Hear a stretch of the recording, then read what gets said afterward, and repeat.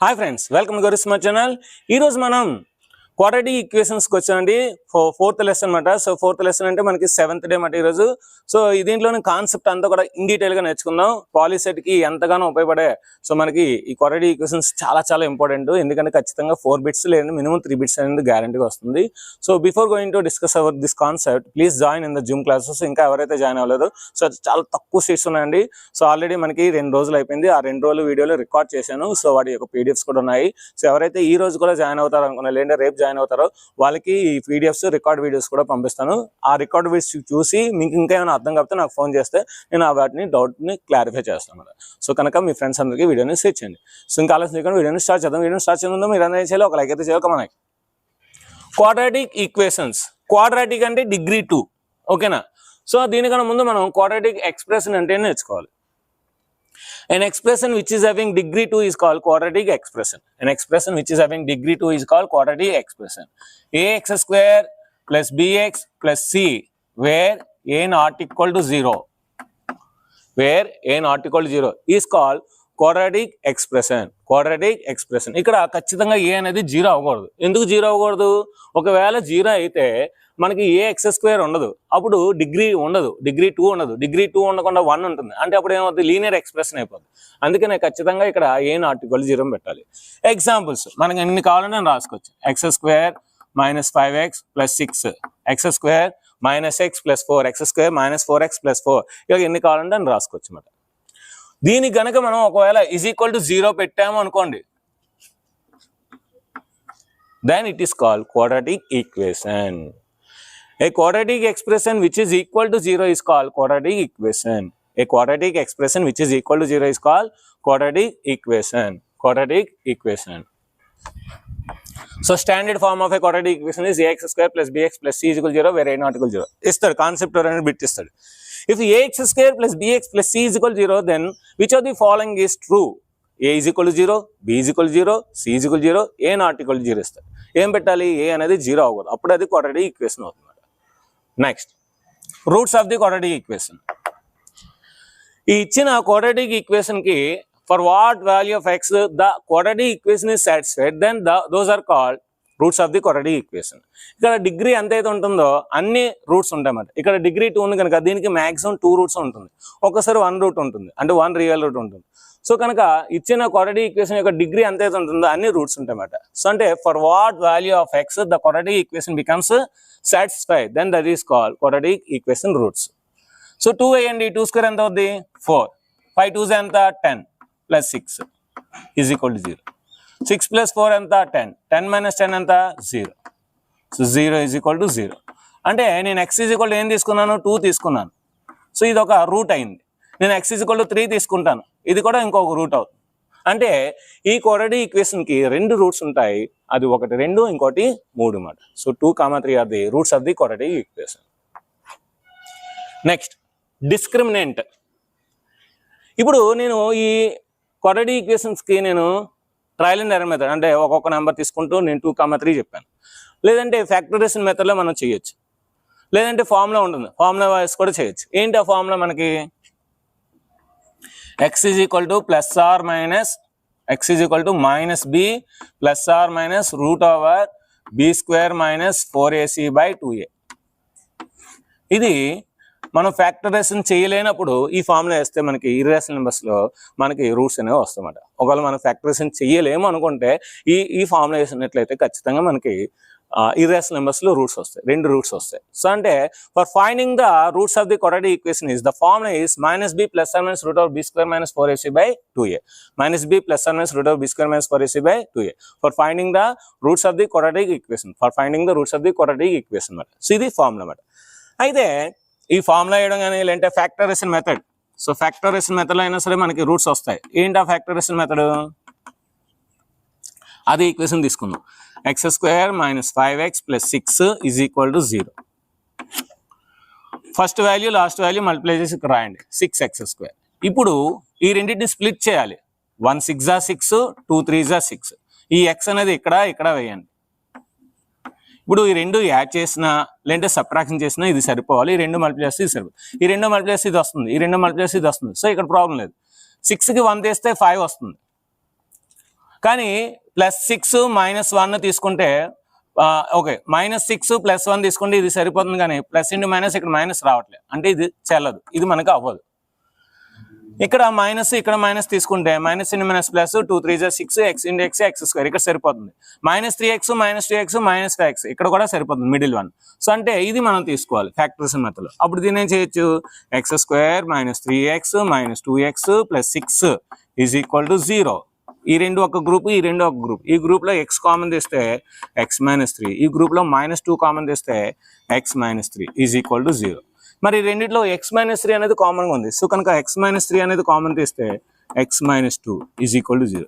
మరి ఎప్పుడైనా a × b 0 అయితే a అయినా 0 అవ్వాలి అండ్ b అయినా 0 అవ్వాలి. కనుక x - 3 = 0, x - 2 = 0, x = 3, x = 2.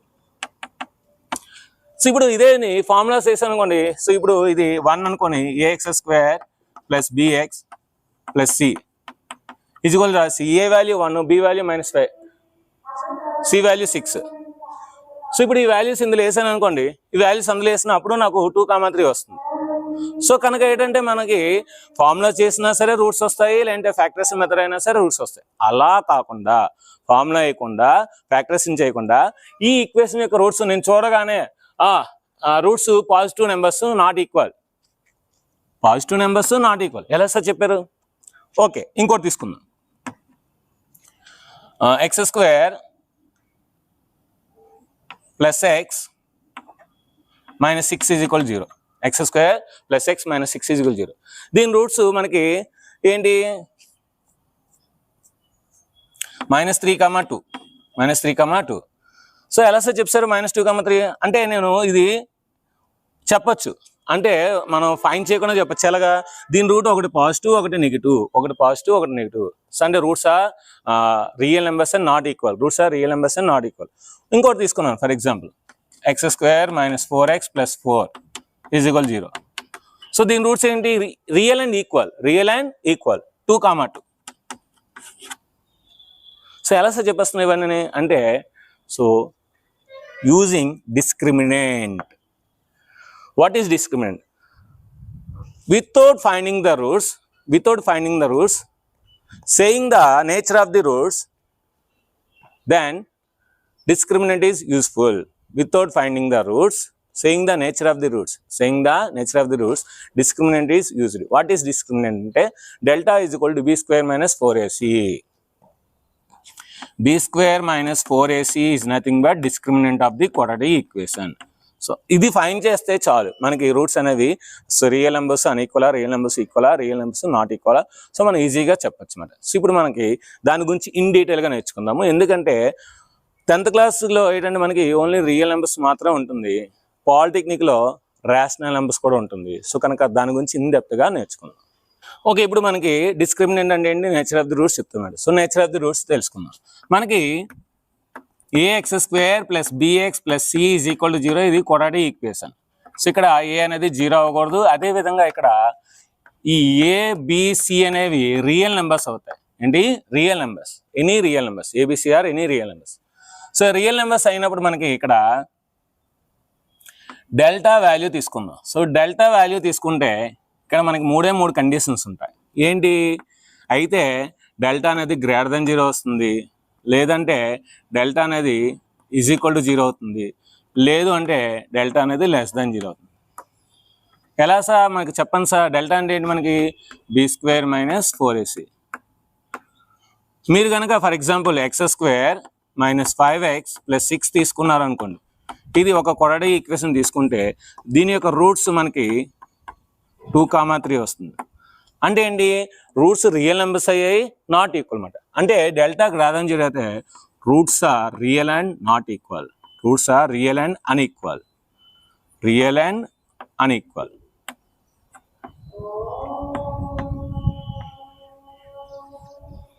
ఒకవేళ డెల్టా = 0 తీసుకున్నాను అంటే x² - 4x + 4 = 0 తీసుకున్నారు అనుకోండి. తీసుకుంటే ఇక్కడ రూట్స్ అనేవి మనకి ఏంటి వస్తాయి, ఇక్కడ రూట్స్ 2, 2 వస్తుంది.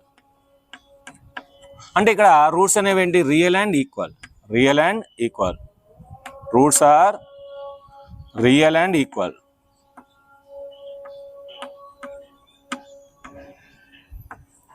మీరు కనుక ఒకవేళ x² + x + 1 = 0 అనే ఈక్వేషన్ తీసుకున్నాం, క్వాడ్రాటిక్ ఈక్వేషన్. ఇక్కడ మనకి రూట్స్ అనేవి ఉండవు, నో రియల్ రూట్స్ ఉంటాయన్నమాట. So roots, no real roots,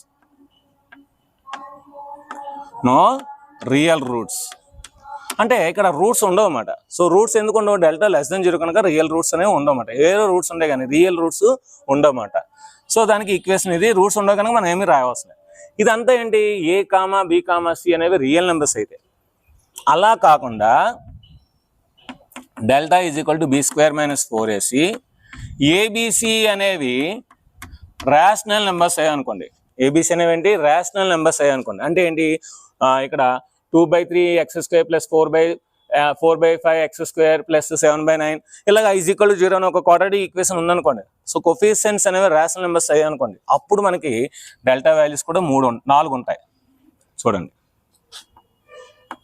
so delta > 0 అవుతుంది. డెల్టా > 0 అయితే మళ్ళీ అప్పుడు 2 కండిషన్స్.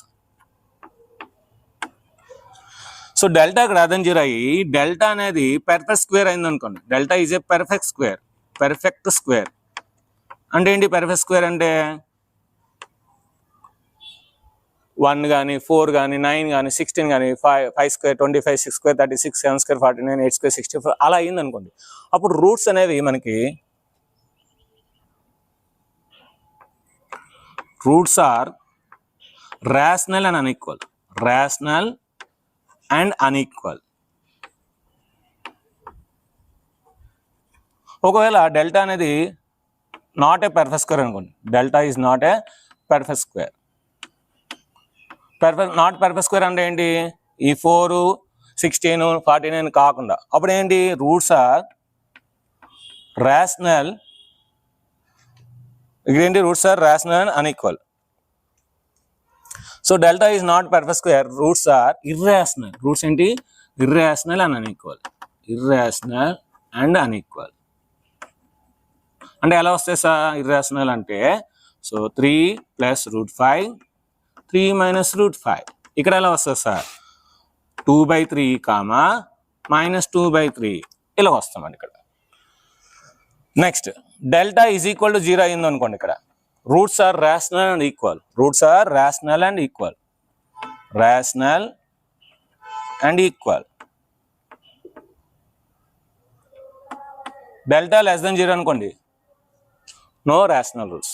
No rational roots.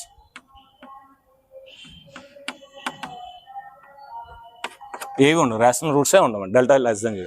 ఇది చాలా చాలా ఇంపార్టెంట్ అనమాట. నెక్స్ట్ రిలేషన్షిప్ ఆల్రెడీ మీ అందరికీ తెలుసు.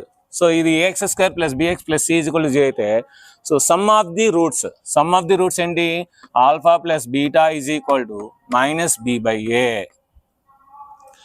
ప్రొడక్ట్ ఆఫ్ ది రూట్స్ మీ అందరికీ తెలుసు. α × β = c/a. సో ఈ రెండు చాలా ఇంపార్టెంట్. ఒకవేళ మీ దగ్గర α β ఉన్నాయి అప్పుడు క్వాడ్రాటిక్ ఈక్వేషన్ ఏమవుతుంది? x² - x × α + β + α × β = 0. ఇది మనకి క్వాడ్రాటిక్ ఈక్వేషన్. ఇప్పుడు మన దగ్గర ఒకవేళ రూట్స్ ఉంటే, నాకు దగ్గర 2, 3 ఉంది, 5, 7 ఉంది, ఇలాగ మన దగ్గర రూట్స్ ఉంటే అప్పుడు క్వాడ్రాటిక్ ఈక్వేషన్ ఏంటి? x² - x × α + β + α × β = 0. ఇది relation. Next types of quadratic equation ఉంది. సో దాని గురించి ఇప్పుడు డీటెయిల్గా తెలుసుకుందాం. సో ఇప్పుడు మనం types of the quadratic equation నేర్చుకుందాం. అదేంటి సార్ టైప్స్ ఏంటి సార్? ఒకటే కదా, ax² + bx + c = 0 కదా.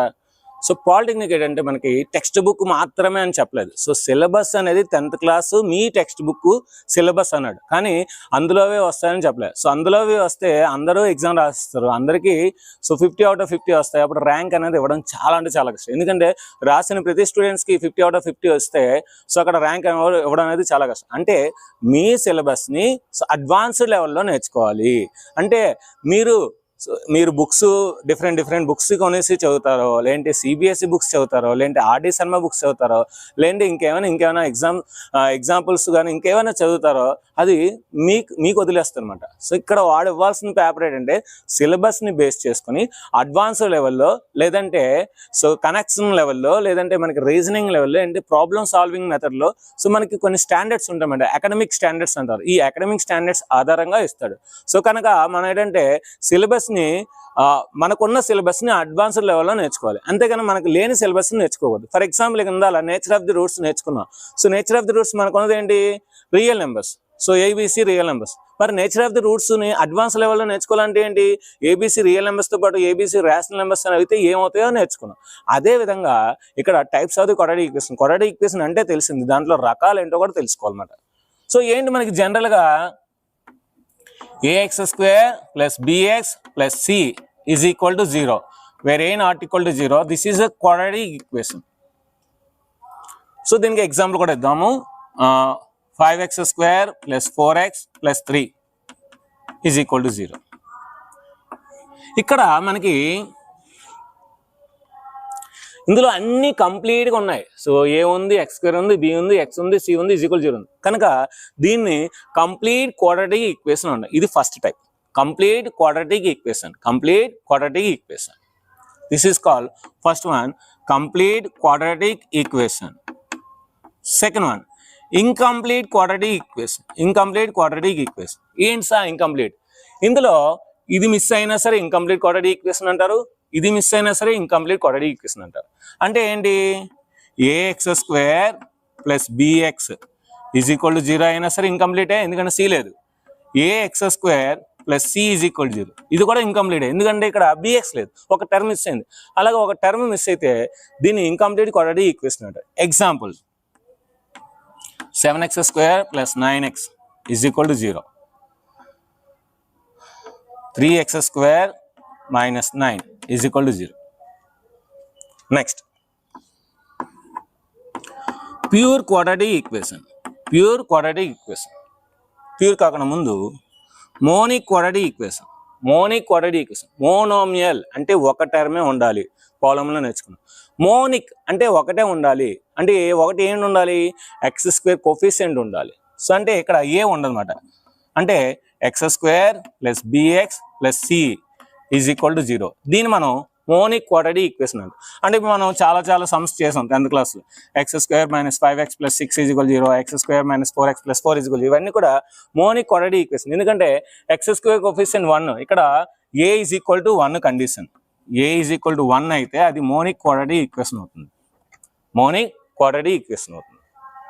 నెక్స్ట్ నాలుగోది pure quadratic equation. Pure quadratic equation. Pure quadratic equation అంటే ఏంటి, మనకి బి అనేది 0 అవ్వాలి. బి అనేది ఏంటి 0 అవ్వాలి. అంటే x square minus c is equal to 0, లేదంటే x square plus c is equal to 0. B లేదు ఇక్కడ, సో బి అనేది ఏంటి 0 అయిపోయింది. ఒకవేళ మధ్య టర్మ్ అనేది లేకపోతే దాన్ని ప్యూర్ క్వాడ్రాటిక్ ఈక్వేషన్ అంటారు. Example X square minus 15 is equal to 0, ఇది మీకు ఉంది. సో మైనస్ 15 కలిసి అటు సైడ్ 15 అవుతుంది, X is equal plus minus √15 అవుతుంది. సో ఇది మాట. సో ఇవన్నీ కూడా 4 టైప్స్ మాట. ఇంకొకటి ఉంది డిఫెక్టెడ్ క్వాడ్రాటిక్ ఈక్వేషన్. డిఫెక్టెడ్ అంటే ఏంటి, కాన్స్టెంట్ లేకపోతే దాన్ని డిఫెక్టెడ్ క్వాడ్రాటిక్ ఈక్వేషన్ అంటారు. అంటే సో దీన్ని మనం డిఫెక్టెడ్ క్వాడ్రాటిక్ ఈక్వేషన్, ఈ ఒక్కదాన్నే కాన్స్టెంట్ లేదు కనుక డిఫెక్ట్ అయింది, కాన్స్టెంట్ డిఫెక్ట్ అయింది కనుక, కాన్స్టెంట్ లేదు కనుక దీన్ని డిఫెక్టెడ్ క్వాడ్రాటిక్ ఈక్వేషన్ అంటారు. దీన్ని అంటారు మళ్ళీ దీన్నే. సో అంటే ఒక కాన్స్టెంట్ లేకపోతే దాన్ని డిఫెక్టెడ్ క్వాడ్రాటిక్ ఈక్వేషన్ అంటారు. Defected quadratic equation. So a x square plus b x is equal to 0, constant లేదు కనుక దీనికి డిఫెక్టెడ్ క్వాడ్రాటిక్ ఈక్వేషన్ అంటారు. ఇన్కంప్లీట్ అంటే ఈ రెండు ఇన్కంప్లీటే, ఓకేనా. సో ఇన్కంప్లీట్ ఈక్వేషన్స్లో దీన్ని డిఫెక్టెడ్ అంటారు. అంటే so defected every incomplete is not a defected equation. Every defected quadratic equation is a incomplete defected equation. Incomplete quadratic equation. ఇది టైప్స్ బట. నెక్స్ట్ షార్ట్ కట్స్ ఉన్నాయి, ఇందులో షార్ట్ కట్స్ ఇద్దాం. సో ఇందులో మనకి ఏంటంటే షార్ట్ కట్స్ ఏంటంటే క్వాడ్రాటిక్ ఈక్వేషన్ ఇస్తాడు, ఫైండ్ ద రూట్స్ అంటాడు. Find the roots using factorization method అంటాడు. సో వాడు ఫ్యాక్టరైజేషన్ మెథడ్ కానీ యూజింగ్ నార్మల్ మెథడ్ కానీ లేదంటే ఫార్ములా మెథడ్ కానీ ఏదైనా మనకు అనవసరం. సో మనం షార్ట్ కట్లో చేసుకోవడం. మీరు ఏ మెథడ్లో చూసారో వాడు అడిగినా సరే వాడు చూడడం మనం కూడా చెయ్యము. ఎందుకంటే ఓఎంఆర్ కదా, మన ఆన్సర్ వచ్చిన తర్వాత బబ్లింగ్ చేస్తాం, అంతేగాని మనం సొల్యూషన్ రాయం కదా. సో 10th క్లాస్లో అయితే మనం అలా చేయాలి, కానీ పాలిసెట్లో అడిగినా సరే మనం కన్ఫ్యూజన్ చేయడానికి అలా అడుగుతారు, కానీ మనం అలా అయితే చేయవసరం లేదు, ఓకేనా. సో ఎప్పుడైనా సరే ఇలాగ మనం వీటిని ఫ్యాక్టరైజేషన్ చేయము, ఫైండ్ ద సొల్యూషన్ అన్నారు అనుకోండి. సో మనకి షార్ట్ కట్ ఏంటంటే వాడు కిందన ఆప్షన్స్ ఉంటాయి కదా, ఆప్షన్స్ అందులో వేసేస్తాం. ఆప్షన్స్ అందులో వేసేస్తే సో మనకి ఏ ఆప్షన్ రైట్ అవుద్దో అది అయిపోతుంది మేడం. అది best short cut madam, powerful short cut. కింద 4 ఆప్షన్స్ ఉంటాయి కదా, 4 ఆప్షన్స్లో వేసేస్తాం. సో ఆ ఈక్వేషన్లో వేసిన తర్వాత ఏది వస్తుందో అదే ఆన్సర్. అయితే ప్రతి ఆప్షన్ మనం వేసి క్యాలిక్యులేషన్ చేస్తే టైం అనేది టేకింగ్. ఇంకా బెస్ట్ మెథడ్ చెప్తాను. సో మంచి లాజిక్ మాట. ఏదైనా సరే మనకి 2 ఫ్యాక్టర్స్ ఉంటాయి కనుక ఇలా రాసి =0 రాసి అన్నిటికీ కూడా.